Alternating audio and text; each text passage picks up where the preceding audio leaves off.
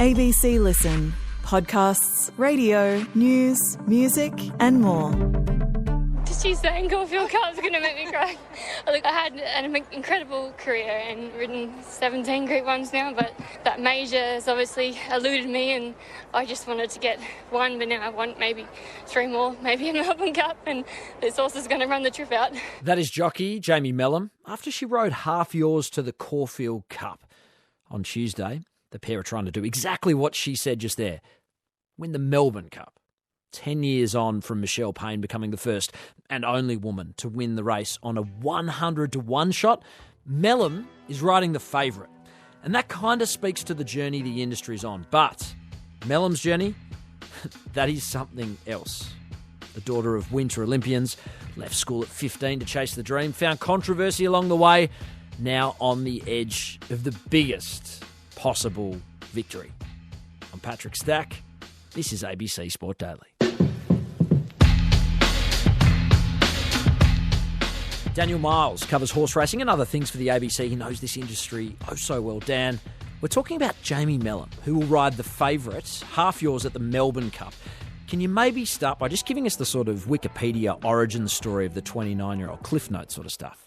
Yeah, Pat, the Jamie Melham story is nowhere near over, but it's already had more twists and turns than a Dan Brown novel. So she was born Jamie Carr, 1995 December, but to use racing parlance, she's got a blue blood pedigree, but maybe not in the way that most people would expect of a jockey. So her parents, John and Karen, were actually Olympic-level speed skaters. So there's definitely pace in the DNA, but Jamie ended up finding her place in stirrups rather than skates. That said, she ended up taking the really kind of traditional way from the saddle to racing. She went through pony clubs, then worked on the ground at some local stables in South Australia. But here's the thing, if she was a little bit more obedient to her parents, she may never have actually become a jockey in the first place. Her mum actually banned her from riding track work when she was about 14 or 15. But that ban lasted all of maybe a few months before Jamie defied her parents' wishes, like a lot of teens do at some point, let's be honest. And she started taking riding seriously because she was seriously good at it. She started dominating the ranks in South Australia almost as soon as she kicked off her career in Streaky Bay, which, fun fact, is actually the birthplace of Melbourne Cup winning jockey Kerrin McEvoy. Anyway, she took out the South Australian Jockeys Premiership pretty much straight away as soon as she started riding. And from there, the phone started ringing hot about this gun apprentice. And very soon, the world became her oyster. From that early success all the way through to riding the favourite at a Melbourne Cup, I think it would be easier to go, okay, that's just clear linear success, point A to point B. But the reality's been pretty different, hasn't it? On and off track, Dan. Yeah, the Dan Brown novel continues. This has been nothing but twists and turns. The ups are super clear. So she ended up moving to Melbourne in around January 2019 and then rode her first Group 1 race, the Australian Cup at Flemington, no less, a few months later. So that win, tick off the board. By October that year, she was rated the best female jockey in the world and the only female rider in the top 100 globally.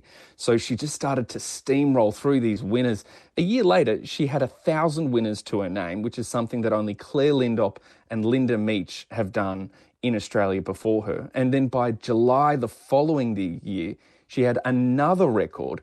This time she became the first female jockey to pilot 100 Metropolitan winners in a season. Is it going to hold on? It will for Jamie Carr. A century of winners from the Car of the Year. So everything is going millhouse for Melham at this point. But as often does in these stories, things took a turn. 2 months after that, she ended up in hot water. She was suspended by the Victorian Racing Tribunal for breaching COVID-19 restrictions. She was one of 5 jockeys that found themselves in hot water after they breached the Greater Melbourne curfew during the dark pandemic times that we don't talk about. She found herself actually in the middle of a raucous house party that police were called to.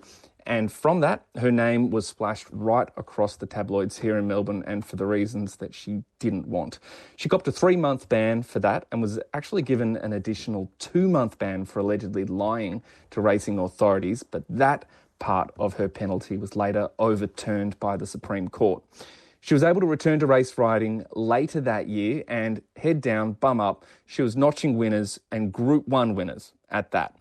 But it hasn't all been beer and skittles since. And to be fair, nor would you expect it to be when you're doing one of the world's most dangerous jobs. So in March 2023, we continue along our Crib Notes timeline. Jamie had a really serious fall at Flemington, and she spent a number of days in a coma, actually. She had a catalogue of injuries, she had broken bones, and everything up to and including brain injuries. But she attacked her rehab with a tenacity that was at a new level. So by August that very same year, she was back professional race riding and riding winners, and that's pretty much what she's been doing ever since. And now she's rightly considered one of Victorian racing's top hoops. Most recently, I guess the success has been the Caulfield Cup, and now she's favourite for the Melbourne Cup, obviously on the ride, half yours. What can you tell us about the horse itself? This horse has had a remarkable transformation. If you wind back the clock to April, Half Yours was actually running in what's called benchmark 64 grade, which is one of the lowest grade races that you can actually have here in Australia. And from April to November, the horse has blossomed and is now a Caulfield Cup winner, which is one of the three major races down here in the Spring Carnival, and is favourite for the Melbourne Cup. So it's really a testament to the co-trainers Tony and Calvin McAvoy. Half Yours is drawing away. Half Yours, a famous win for Jamie Melham and Team Mac. And a really nice hark back as well. They're based out of South Australia and one of the first trainers to actually start putting Jamie on a horse back when she was 16, 17, coming through the ranks and a young apprentice. So as far as the story coming full circle, there's a little bit of magic heading into Tuesday's race, not only with that connection, but also winding the clock back 10 years ago. That was when Michelle Payne famously won her Melbourne Cup at 100-1 and told everyone to get stuffed because that was exactly what women could do. Just want to say to everyone else can get stuffed because they think women aren't strong enough, but we just beat the world. And now Payne, who's a great mate of Jamie's, will be watching on and really cheering on, you know, one of her compatriots in the saddle to repeat the dose just 10 years later. But from a 100-1 winner to a hot favourite, that just shows exactly where racing's at today, perhaps. I'm glad we got the job done with the Caulfield Cup because I was very nervous. I'm not one that normally lets it get to me, and I was cooked. So I'm glad that was over and done with, and it's given me a bit of confidence. And look, I'm still feeling a bit sick about the Melbourne Cup, but it's sort of like, you know, we got the major out the way. I want to get another one, but at least that one's over and done with. Incredible to think that it's been a decade since Michelle Payne scored that incredible victory. Jamie obviously riding the favourite now 10 years on. What does it say about women in horse racing that we've seen that transition? A lot or a little or somewhere in the middle? Horse racing's a really curious one because, for one, it's one of the few sports where men and women compete on an equal playing field. She gets no leniency for her gender nor any advantage, as you see in other sports. And riding, on the other hand, and particularly things like pony club and equestrian, are predominantly female endeavours. But the push through from that level to race riding has been a little bit more of a trickle than a rush. It's still a sport that's dominated by men, but I think it's fair to say that we're seeing a changing of the guard, and particularly a change in attitude to the way people look at female riders and female athletes in racing. And as much as that is to Jamie's benefit, it's no small part due to the success of the people that came before her. All of the Michelle girls that rode, Linda Meach, Caitlin Mallion, Kathy O'Hara, they're the riders that sort of set the path for someone like Jamie Melham. And this year, we've got 3 female riders in the Cup. Jamie Melham, Celine Gaudray and Rachel King. They're all going to have a ride. So it's a real changing of the guard moment, I think. It makes me very confident and more enthusiastic when I've got all these younger people around me saying, I want to be just like you one day. When I grow up, I want to be like you. And that's the biggest compliment I think anyone can give you. The favourite, Half Yours, is an Australian galloper, but that really flies in the face of the international trend overall. Who are some of the stories we should be taking note of outside of the one that we've highlighted today? It's a real open and international field this year. So to run you through it really kind of briefly, we've got Irish trainer Joseph O'Brien. He's won the race twice. He's back and he's probably brought the best horse over that he's ever had, to be fair. That's the top weight in Al Riffa. It's won an Irish St Leger and a Curragh Cup, and that's a real hark back to the form lines that Dermot Weld used to bring across. He was the trainer of Vintage Crop, the first international to win the Cup. So it's a little bit of nostalgia there, but it's got the top weight and no horses carried that same weight. since Rain Lover in 1969, so there's a little bit against it there. Japan's back this year. We've got Chevalier Rose. The French-based Presage Nocturne with Alessandro Botti, they're also back, but Ireland's also there with Willie Mullins.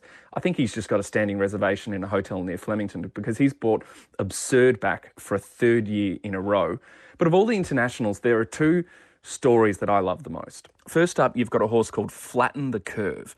He's trained by Henk Grue in Germany and ridden by the jockey with the best name in world racing, Thor Hammer Hansen. So he's won 6 of his last 8 races, including the Bowling Green Gold Cup at Kentucky Downs. Flatten the Curve is clear, with Thor Hammer Hansen producing the persuader, and it's Flatten the Curve racing away by a half dozen lengths. And it was while he was in the States there that he lost to the first US-trained and ridden horse to compete in the Cup. So that's Parchment Party. He's prepared by Hall of Fame horseman William Mott and is set to be ridden by John Velázquez. He won a gold ticket into the Cup by winning the Belmont Cup at Saratoga, but he may not have been here but for the racing gods smiling on him. So that was a race that was supposed to be run on turf, but the heavens absolutely opened up in the hours preceding. It was a whitewash of rain, and they forced the race to be run on the dirt track, which Parchment Party is a specialist at. Turf, that's a different thing altogether. But the chance to fly a horse all the way around the world was just too enticing for his owners, and I reckon it's just a brilliant story. There's no shortage of them this year. I mean, ultimately, we're looking for a winner. Dan, who are you tipping? I think the best thing to do is just chuck all the names in a hat, shuffle them around and pick one out. It's that open a race that you could have anything. To throw a couple of names at you, Valiant King, number 24. Normally you're kicking yourself if you pull 24 of 24 out. But this is a lightly weighted horse that stays and only has 51 kilos on its back, with Jai McNeil riding, who's won the race before, and Chris Waller's the trainer of Winx fame. A roughie, if that's the way you're inclined. There's a horse called River of Stars, another Chris Waller horse with Bo Mertens in the saddle. He had a huge run in the Caulfield Cup, which is a mare, so they don't win often, but this could be the year for River of Stars if you're looking for an outsider. Live coverage is on the ABC Listen app. Dan Miles, thanks for your time. Love chatting, Pat. Thanks, man. Headlines.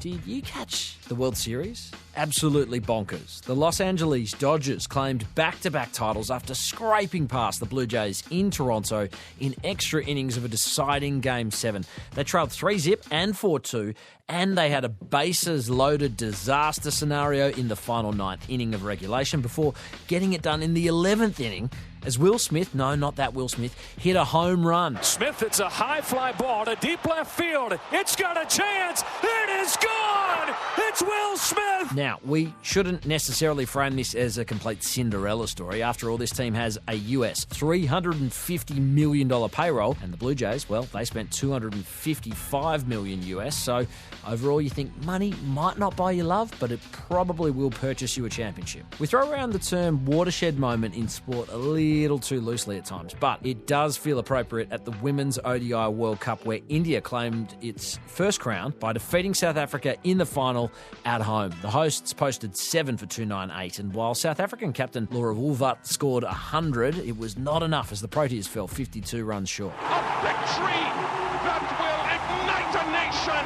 It will create a legacy for generations of young women to follow. Rugby League, and New Zealand's heading to the final of the Pac Champs after they took care of Tonga, but anyone who is a rugby league fan is talking about the grim scenes for Eli Katoa. The Storm star received a nasty head knock in the warm-ups for Tonga, played anyway, wore another high shot in the first half, but passed the concussion test, so continued on. In the second half, he wore a third shot and had to have oxygen administered from the medical staff in what was described as a seizure activity.